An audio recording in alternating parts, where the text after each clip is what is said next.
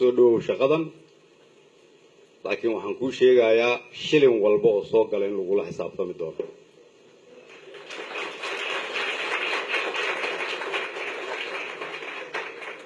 ma aqbali doono hal shilin oo ay leedahay dawladda Soomaaliyeed inuu macna darro ku baxo ma ahan inaan dacwo idin qabno ama aan khalad fahamsanahay laakiin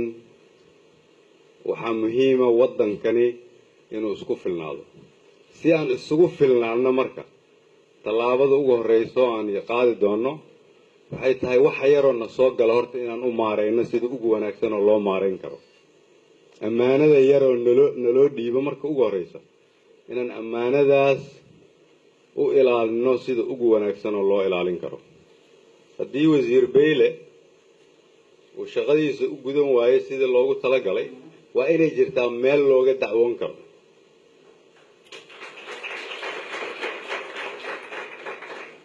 haddii ra'iisul wasaaruhu shaqadiisa gudan waayana waa inay jirtaa meel looga dacwoon karo waa in la ogaadaa wasiirka iyo ra'iisul wasaaraha iyo madaxweynuhuba waa shaqaale u shaqeeya shacabka Soomaaliyeedna waa inay ogaadaan qofka ku shaqeeya inaad shaqada ka ceyrin karto haddii uu waajibkiisa ka soo baxo